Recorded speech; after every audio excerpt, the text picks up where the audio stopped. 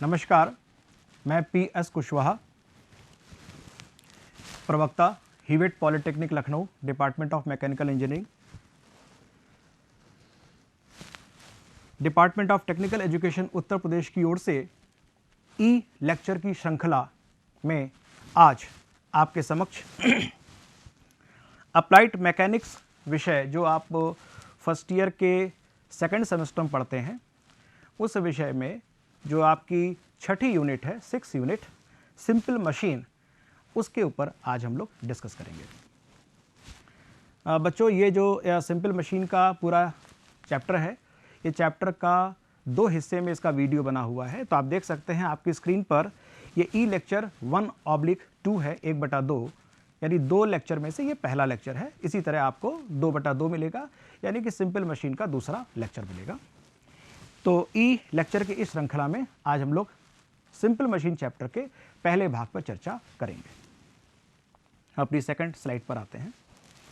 इससे पहले कि हम मशीन के विभिन्न विषय पर चर्चा करें, लेकिन किसी एक सिंपल मशीन की डिफिनीशन क्या है, सिंपल मशीन के डिफिनीशंस में क्या क्या चीज़ें इस्तेमाल होती हैं, क्या क्या सिंबल हमें यूज़ कर रहे हैं, वो हमारे लिए जानना आवश्यक है। देखिए, simple machine is a device for doing some useful work. अब अगर हम सिंपल मशीन एक ऐसी युक्ति है जिसकी सहायता से हम कुछ उपयोगी काम कर सकते हैं। बड़ा छोटा सा एग्जाम्पल लेते हैं। हमारे घरों में हमने देखा था कि दादी या नानी वो चक्की चलाया करती थी और गेहूं को पीसा करती थी।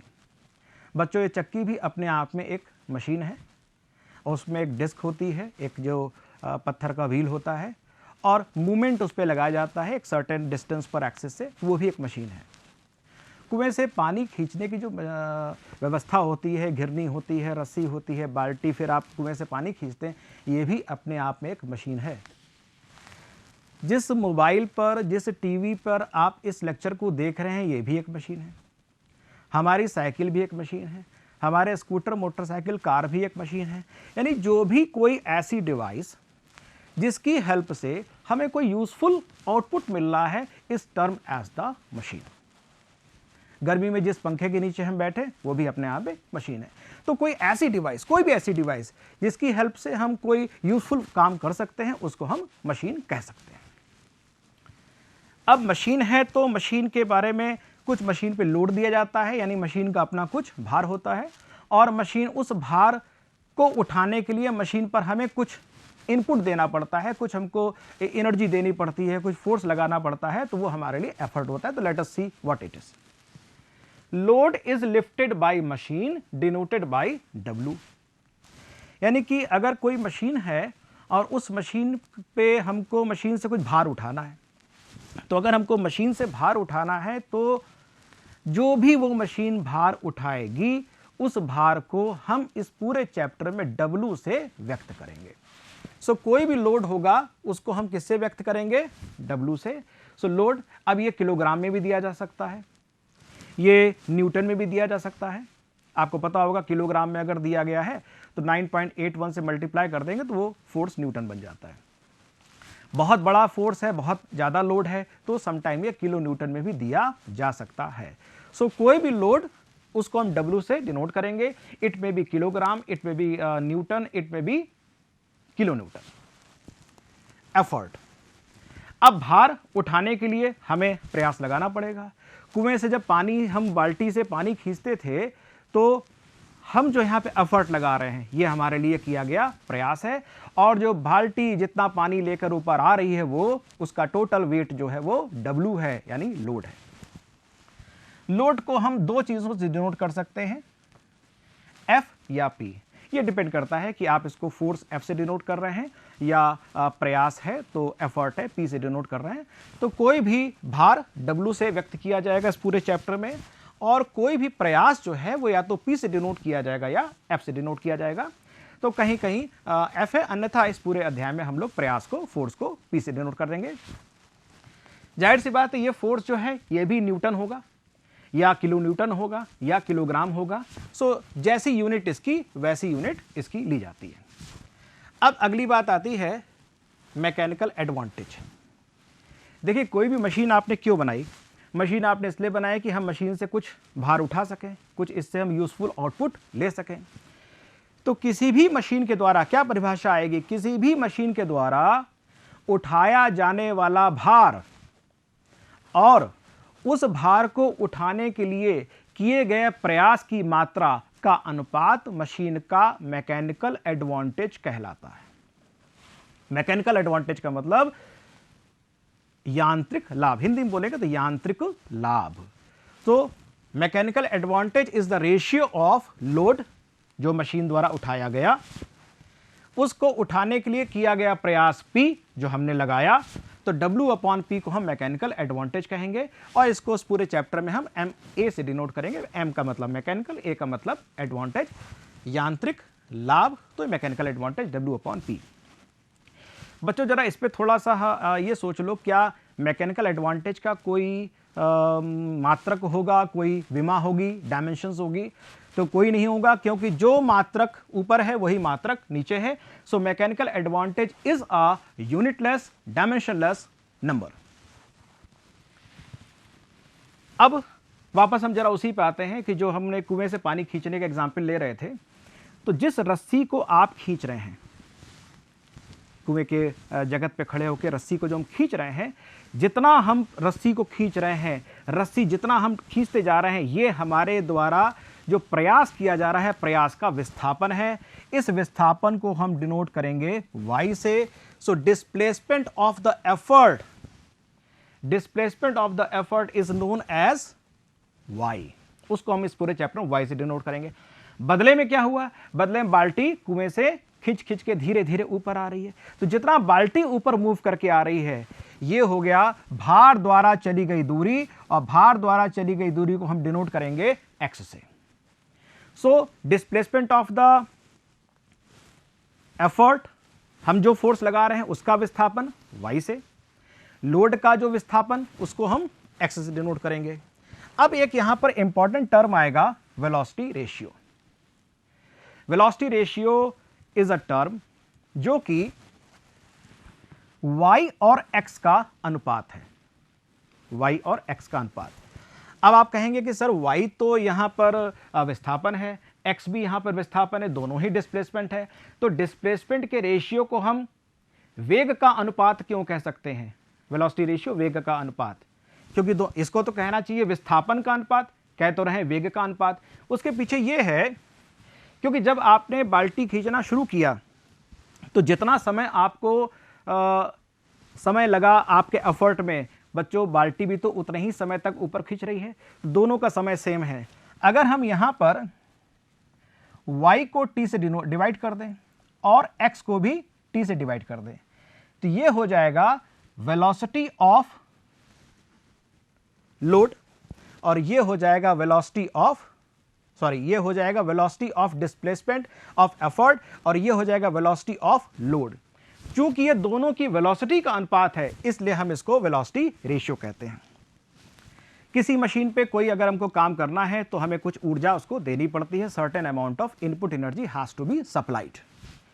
इनपुट एनर्जी को हम लोग यहां पर, चूंकि इनपुट हमारे लिए प्रयास है P और हमारा विस्थापन जो हम कर रहे हैं y है, तो इनपुट वाला फोर्स और इनपुट वाला जो डिस्प्लेसमेंट है, इन दोनों के गुणनफल को हम कहते हैं इनपुट एनर्जी। अब इसलिए अगर ये न्यूटन और ये मीटर्स में है तो input energy will be in the joules. Similarly the output energy, सारा हमने काम क्यों किया? सारा काम हमने इसलिए किया क्योंकि ये W जो हमारे द्वारा उठाया जा सकने वाला भार है, और W का जो विस्थापन है वो x है, तो फोर्स इनटू डिस्प्लेसमेंट ये हमारे लिए आउटपुट एनर्जी है। क्योंकि लोड हमको उठाना था W, कितना उठा? x अमाउंट उठा, तो डिस्प्लेसमेंट x हुआ, फोर्स W हुआ, इन दोनों का मल्टीप्लिकेशन कर दिया। So this is the output energy of the machine. So with this आगे हम चलते हैं अगली स्लाइड पर। अगली स्लाइड पर हम देखेंगे एफिशिएंसी, बड़ा इंपॉर्टेंट टर्म है।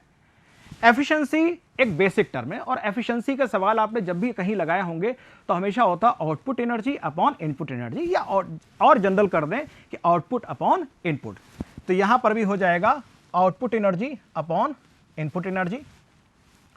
आउटपुट एनर्जी है W into x, input energy है P इंटू वाई। अब देखिए जरा, हम W को P के नीचे ले आते हैं, ला सकते हैं, और X अभी ऊपर है, लेकिन अगर X को इस वाले अपॉन के नीचे लाएं तो ऊपर लाने के लिए X इस Y के नीचे आ जाएगा। इस बात को थोड़ा स्थिर दिमाग से सोच लीजिए। ये तो कोई दिक्कत नहीं, X को अगर Y के नीचे ले आए तो सॉल्व होने पे X स्वतः ऊपर आ जाएगा। लेकिन इसका फायदा क्या हुआ, W upon P is what, is mechanical advantage, and Y upon X is what, velocity ratio. तो फायदा यह हुआ कि efficiency is equal to mechanical advantage upon velocity ratio. Efficiency का कोई मात्रक नहीं होता, हम सबको पता है, क्योंकि मैकेनिकल एडवांटेज कोई मात्रक नहीं है, वेलोसिटी रेशियो कोई मात्रक नहीं है, कोई यूनिट नहीं है, तो एफिशिएंसी का कोई मात्रक नहीं होता। एफिशिएंसी नॉर्मली बच्चों परसेंटेज में डिनोट की जाती, कभी भी कोई मशीन है, किसी के बारे में एफिशिएंसी दी जाती है तो efficiencies are generally given in percentages. लेकिन जब न्यूमेरिकल में इस्तेमाल करना होता है तो हम उसको परसेंटेज में इस्तेमाल नहीं करते हैं। न्यूमेरिकल में इस्तेमाल करते समय जो भी जो दी गई है परसेंटेज वैल्यू, उसको 100 से डिवाइड करके तब उस पार्ट को हम इस्तेमाल करेंगे। आगे हम इसको न्यूमेरिकल में देखेंगे। आइडियल मशीन, आदर्श मशीन। क्या कोई आदर्श मशीन होती है? नहीं होती है। तो आदर्श मशीन का जो मैकेनिकल एडवांटेज या उसका जो अनुपात होगा वेलोसिटी रेशियो का, आइडियल मशीन का एफिशिएंसी 1 यानी कि 100% मान ली जाती है। और ऐसी स्थिति में चूंकि इसकी वैल्यू ईटा की वैल्यू 1 हो जाएगी, इसका मतलब किसी भी आदर्श मशीन के लिए मैकेनिकल एडवांटेज और वेलोसिटी रेशियो की value same. Real machine, all machine are real machine. सारी मशीन रियल हैं, व्यवहारिक हैं, वास्तविक मशीन हैं, कोई भी आदर्श मशीन नहीं होती।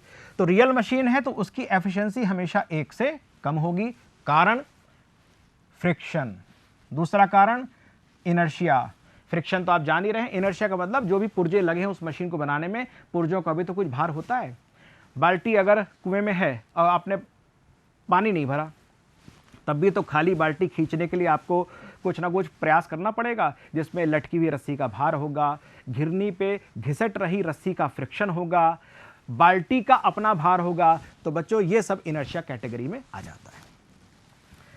हाँ, अब देखिए होता क्या है कि जब भी रियल मशीन या होती है तो उसमें कुछ ना कुछ अमाउंट ऑफ लोड और कुछ ना कुछ अमाउंट ऑफ एफर्ट उसमें नुकसान हो जाता है। एक एग्जांपल लेते हैं। मान लीजिए एक आदर्श स्थिति है और आदर्श स्थिति में हम 10 न्यूटन से 100 न्यूटन का लोड उठा लेते हैं। P की वैल्यू 10 और W की वैल्यू 100। अब रियल मशीन आ गई तो 100 न्यूटन के लिए उठाने के लिए हमको मान लीजिए 25 न्यूटन का फोर्स लगाना पड़ता है। इसका मतलब क्या हुआ, 15 न्यूटन जो आपको ज्यादा फोर्स लगाना पड़ रहा है। क्यों? Due to friction and all these losses. So some amount of, तो एफर्ट हमारा कितना नुकसान हो गया, जो काम 10 में हो सकता तो उसके लिए 25 गए, 15 न्यूटन का नुकसान हो गया।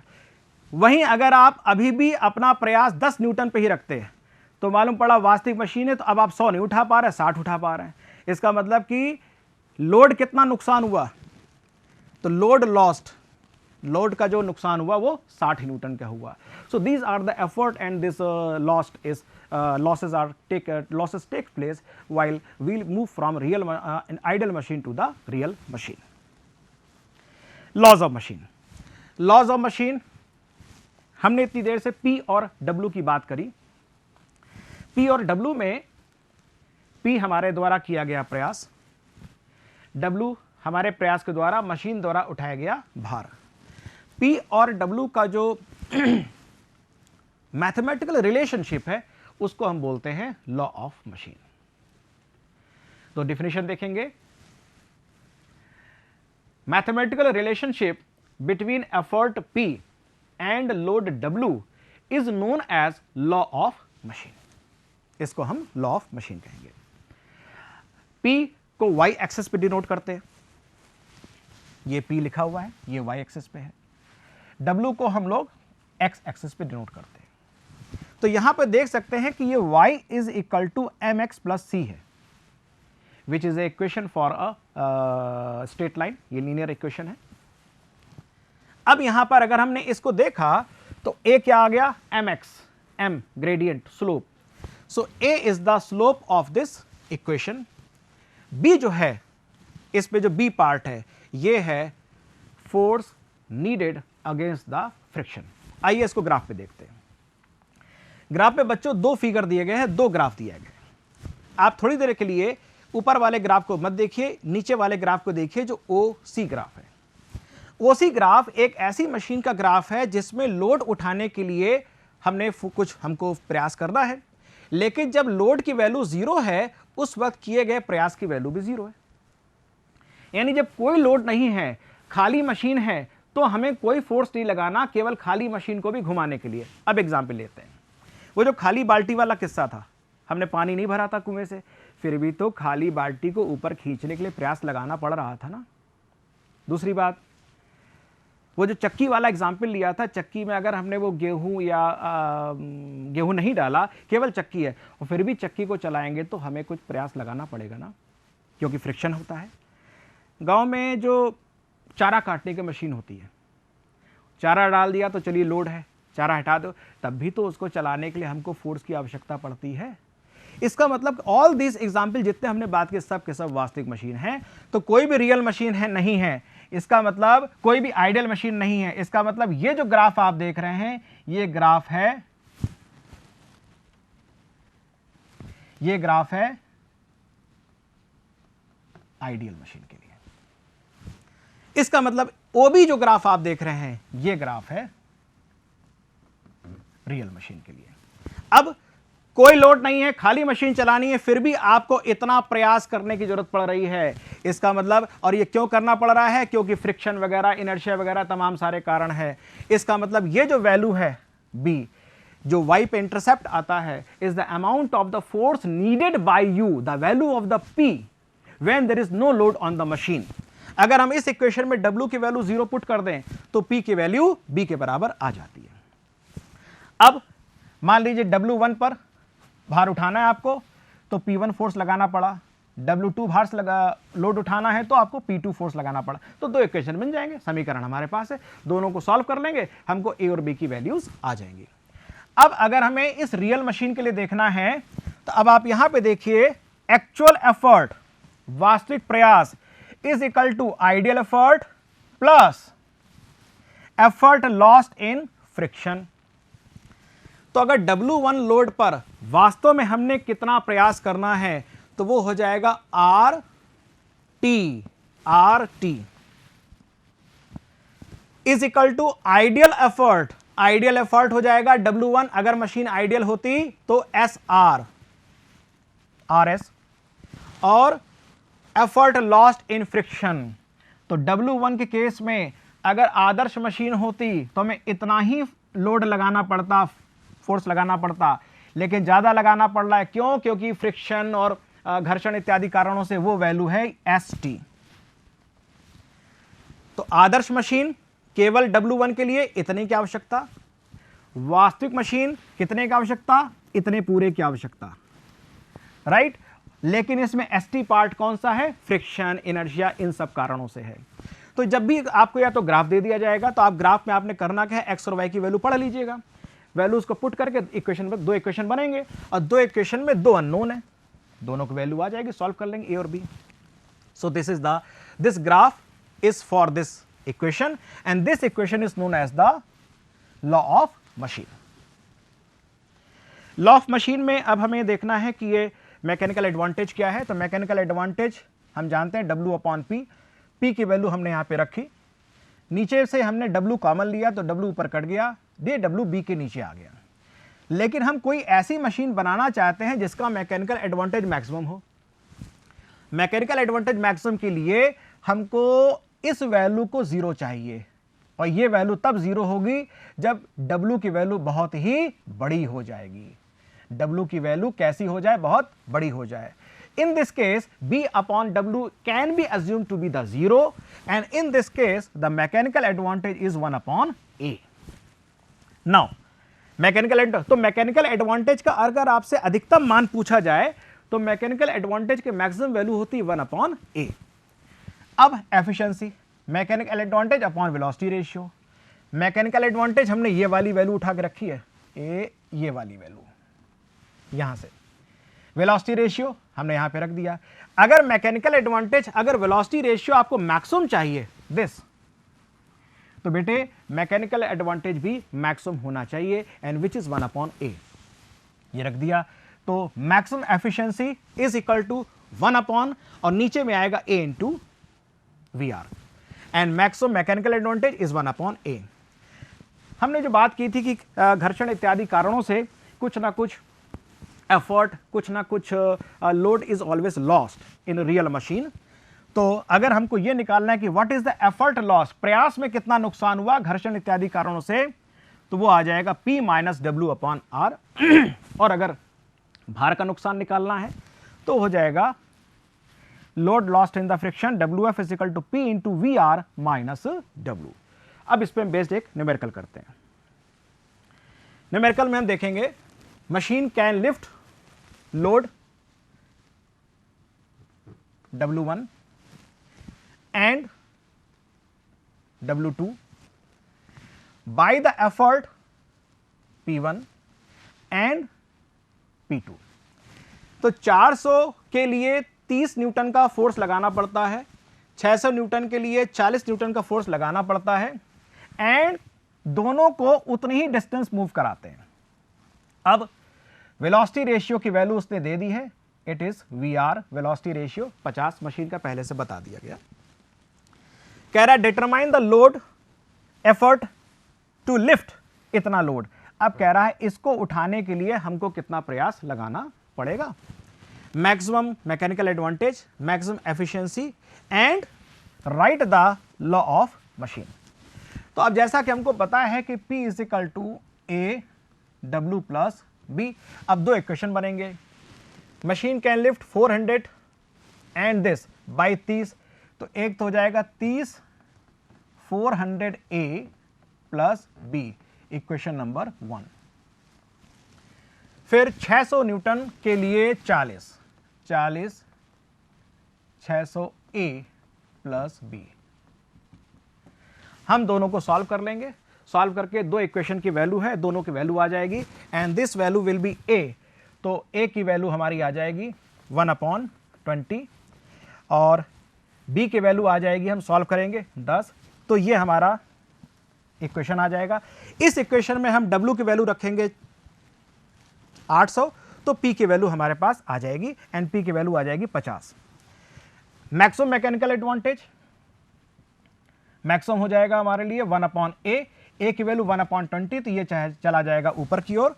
और एफिशिएंसी हम निकाल सकते हैं, efficiency is equal to maximum efficiency 1/A, तो ये हो जाएगी 1/A का मतलब हो जाएगा 20 and upon velocity ratio this, और इसको ऐसे कर देंगे तो 40% आंसर आ जाएगा। तो ऐसे सवाल हम लोग आसानी से कर सकते हैं।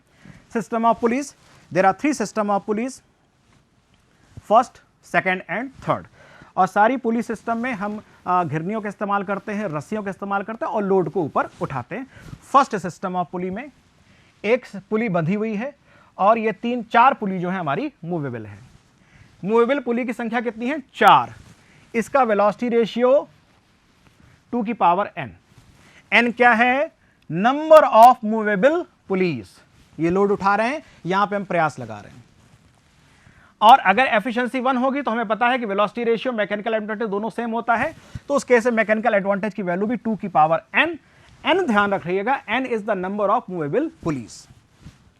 Now the second system of पुली, इसमें 2 तरह के फिगर हैं। जैसे ऊपर आप देखेंगे कि 3 यहां पर है, 3 यहां पर, ये वाला ब्लॉक फिक्स, ये वाला पूरा का पूरा ब्लॉक मूवेबल है। इसमें 3, यहां पर 2। फर्क यह है कि अगर दोनों में सेम है, ऐसा नहीं कि 3 होता ऊपर 2 तो नीचे 2, ऊपर 4 तो फिर नीचे 4। इसमें क्या है, ऊपर जितने हैं तो उसमें एक यहां पर नीचे कम हो जाता है। फर्क क्या है कि जो हुक है, जहां पर रस्सी बंधी है, सेम वाले में ऊपर हुक होगा और जिसमें एक नीचे कम होता है हुक नीचे होगा। बाकी लोड ये ऊपर उठ रहा है और यहां पर हम प्रयास P लगा रहे हैं, पूरा का पूरा मामला उठता चला जाएगा। इसका वेलोसिटी रेशियो होता है n, and where n is the total number of pulleys. Very simple, केवल पुली की संख्या नोट कर लीजिए, ये आपकी वैल्यू n हो जाएगी। Now second one, the last one is the third system of pulley. Third system of पुली में ये फिक्स है, ये 3 मूवेबल हैं, ये एक नीचे बीम बांधी गई है, बीम, और उस बीम से हमने ये एक लोड लटका के रखा हुआ है। इसका वेलोसिटी रेशियो होता है 2 की पावर n-1। यहां पे गलती हो जाती है, बच्चे कभी कभी इसको ऐसे मान लेते हैं 2 की पावर n-1। बच्चों ये गलत है। Velocity ratio is equal to 2 की पावर n और -1। अब देखें यहां पर इसमें कितनी है, 4, तो 2 की पावर 4 माइनस n, ये 16 माइनस 1 15 हो जाएगा। और हम बात करें अगर उसके पहले वाले केस में, तो उसमें हमारी थी 4 मूवेबल, तो 2 की पावर 4 16, और सेकंड वाले में 6, तो इसके लिए हो जाएगा 6, वहां 5, तो यहां पर 5 हो जाएगा। अब हम इस पे एक न्यूमेरिकल करते हैं। 4 pulleys are arranged to such that construct the first system of pulley. ध्यान रखिएगा, efficiency 90%, determine the effort required, P की वैल्यू चाहिए, कितना लोड उठाना है 3000, and effort lost in friction also. अब यहां पर हमको यह देखना है कि कितनी पुली है। तो पहली चीज सिस्टम, फर्स्ट सिस्टम ऑफ पुली है। यहां पेपर में बहुत गलतियां होती हैं, सवाल आप आसानी से कर सकते हैं, बहुत आसान है, लेकिन घबराहट पे होता है, पेपर का प्रेशर होता है। पहला सिस्टम ऑफ पुली है, कुल घिरनियों की संख्या है 4, इसका वाला मूवेबल कितनी होगी, 1 कम 3, यानी इसका वेलोसिटी रेशियो आएगा 2 की पावर 3 यानी कि 8, ये आ गया। उसके बाद efficiency is equal to mechanical advantage upon velocity ratio. Efficiency दी गई है, W आपको पता है, वेलोसिटी रेशियो 8 आपने निकाल लिया है, P की वैल्यू आ जाएगी, ये वैल्यू दी गई है। Effort lost in friction PF is equal to P minus W upon R। आपको बता दें ये हम लोगों ने फार्मूला पीछे पढ़ा हुआ था, P minus W upon R। तो इस फार्मूले में इसका इस्तेमाल करेंगे और P रख देंगे यहां पर, और W अपॉन R, W हम जान रहे हैं ये, और R की वैल्यू आपको दी गई, you will get the answer. इसका मतलब कि सारे सिस्टम में हम लोगों ने को, अगर ये आइडियल मशीन होती तो 3000 के लिए हमें इतना और फोर्स नहीं लगाना पड़ता। आदर्श मशीन नहीं है, इसलिए हमें इतना फोर्स अतिरिक्त लगाना पड़ा। So with this I think you can understand the concept of the law of machine. You understood well the 3 system of police. इस पर बेस्ड न्यूमेरिकल और फर्स्ट सिस्टम ऑफ पुली में आप बड़ा सावधानी बरतिएगा, इस पे अक्सर ये कंफ्यूजन बच्चों को पेपर में हो जाता है। I think you are clear with. और अब आप इस चैप्टर का जो आपने 1 of 2 लेक्चर देखा, अगले लेक्चर में हम इस चैप्टर के अन्य हिस्से की बात करेंगे। Thank you.